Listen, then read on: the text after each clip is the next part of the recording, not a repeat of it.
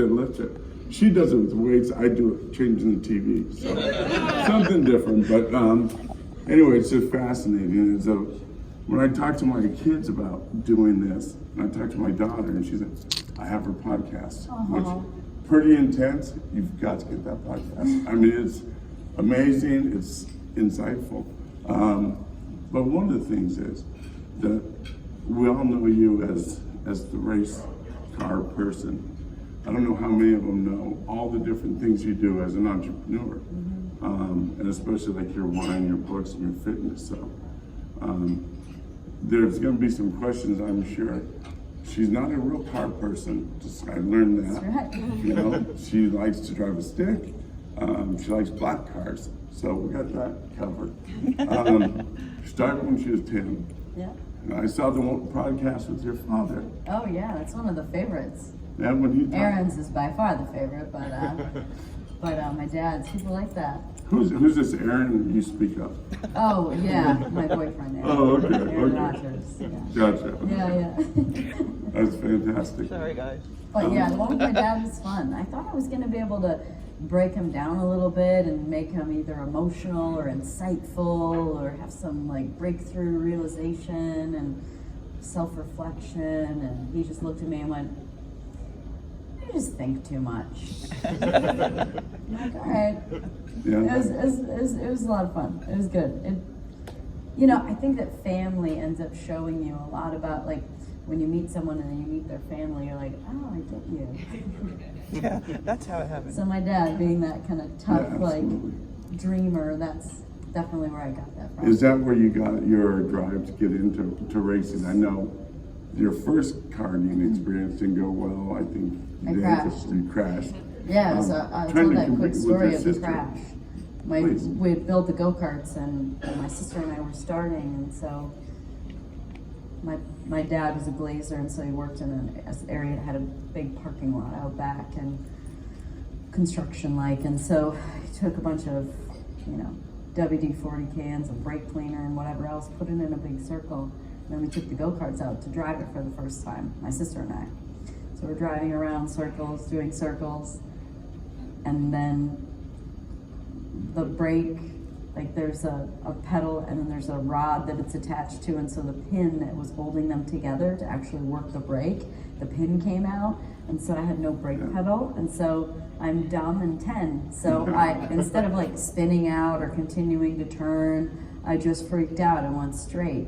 But again, construction site, so I was headed straight for a trailer that was like a construction site trailer, so it's like they're kind of higher up, and it was just about this high. And at the last second, I veered off and went head on into a concrete wall, and like blew me back, and my arm was laying on the muffler and burning my cool puffy coat. It was probably like those 80s colors and everything too. It was beautiful.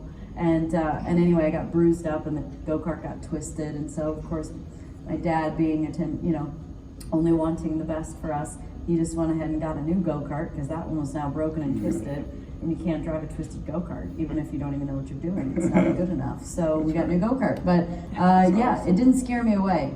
Well, and I think one of the things is when you start learning more about Danica and some of the stuff that she's done, you see that the car wreck didn't slow her from saying, I'm going to go race, I'm going to keep going forward. She stopped going to high school around 16. Didn't do too great. Casually? Yeah, casually. And then all of a sudden. I got my GED. Yeah, she got it. The second time, I think, right? Yeah, thanks for bringing it up. Made you feel comfortable. I failed my constitution test. That's right. I'm not very good with that. All the words sound the same to me. The houses, I don't know, whatever. Yeah. I needed 30 out of 60, and I didn't get it the first time. But the one thing is that throughout her career, you see she just doesn't stop. There's barriers that come up, a woman and a man's profession. We run into that in our industry as well. So, but every step she keeps looking forward and what she's going to do next. And do you want to explain what the Danica double yeah. is? Well, in that whole not giving up thing, it really just comes from having a goal.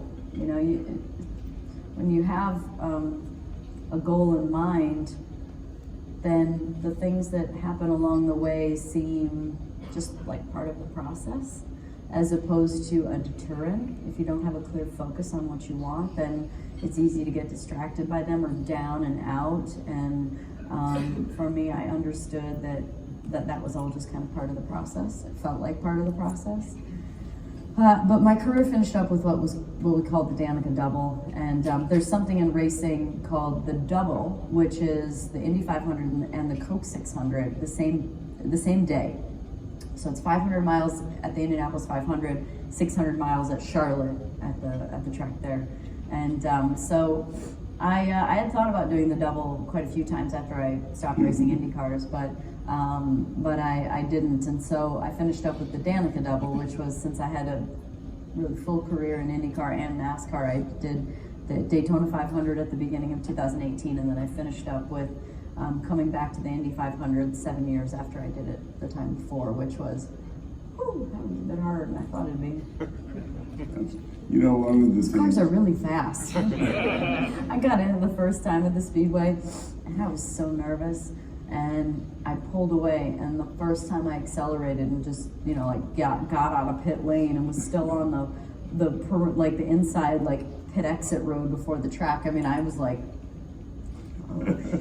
This is real. Awesome. One of the things that once you made that transition and became a full-time entrepreneur, if you will, how did you come about owning a winery?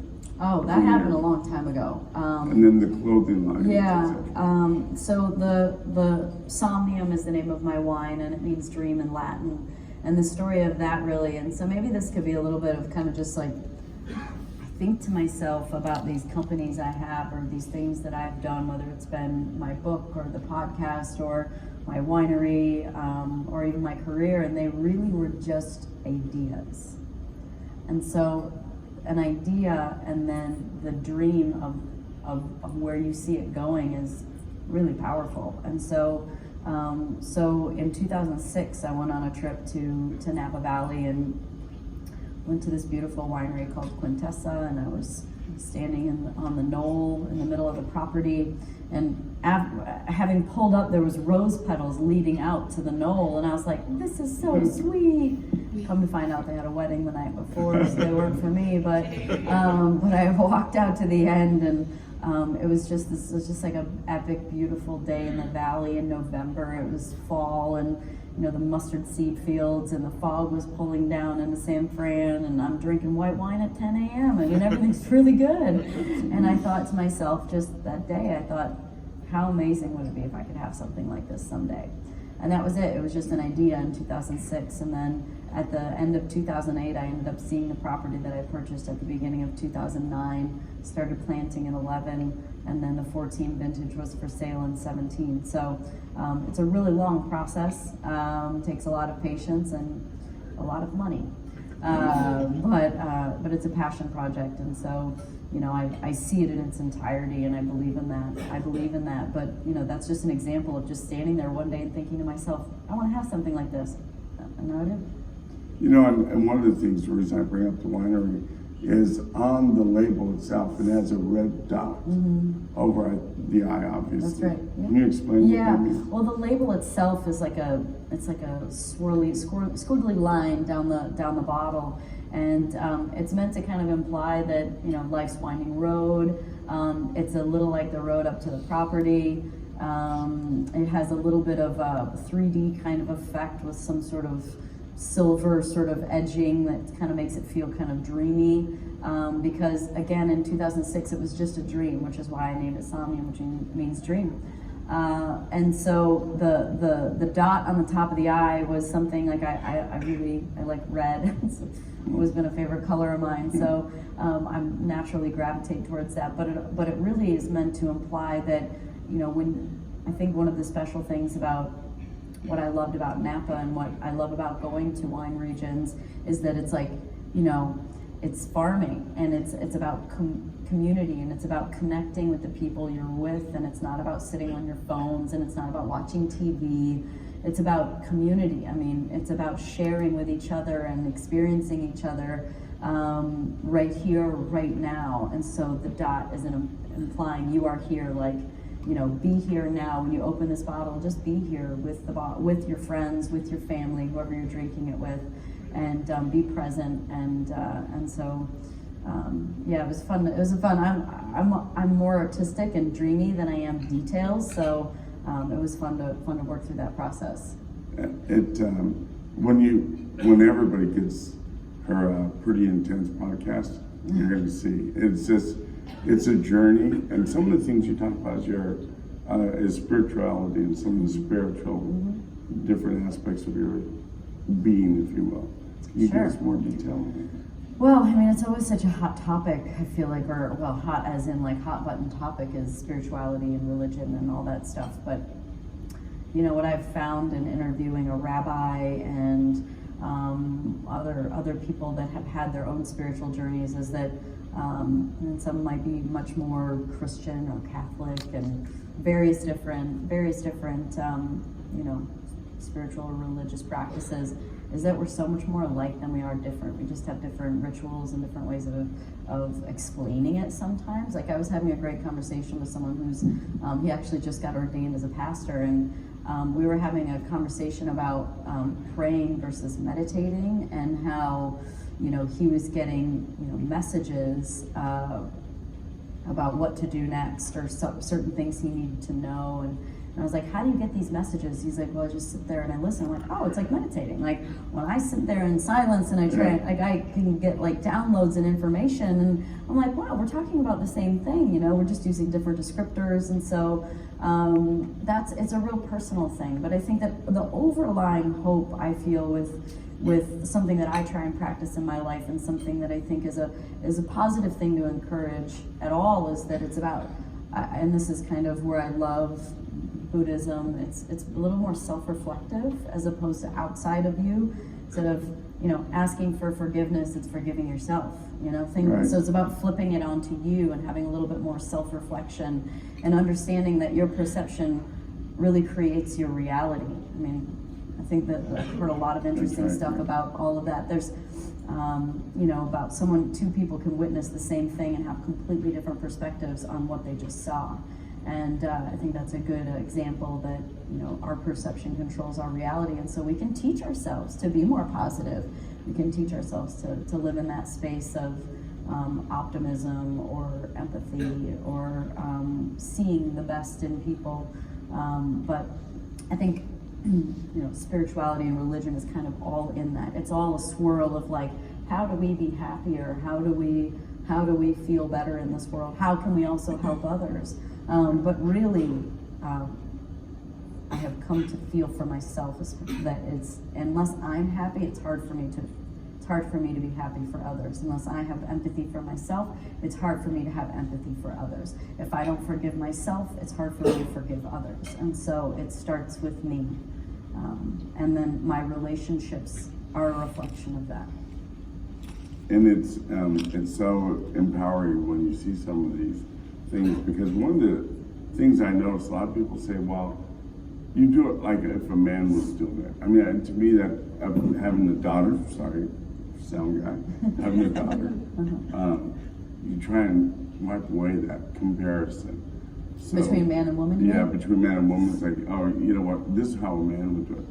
This is how a person would do it, or whatever. And I think that's some of the stuff that you model. Right. And that's where that intensity comes from. And people go, oh, wow, she's so intense. I think maybe it comes from you just being grounded. And really just kind of goal setting that she does with her fitness program. I think your book came out last year. Yeah, beginning of 18. Last year feels like it's still 19 right now. I know. That's right. I knew what you meant. Okay, there you go. And it's just, you can see the whole, how she lives her life, and each step that she's taken, you know, breaking down barriers, not quitting, not giving up, self-betterment, treating others with respect and kindness and education. So I think that's fantastic. I think we have time Go for it. Yeah. for questions, folks. She's on an amazing schedule, so we got to kind of get her moving very quickly. Hi, I'm from Indianapolis. We've got a mic right here, Okay. so you've got questions, use the mic so everyone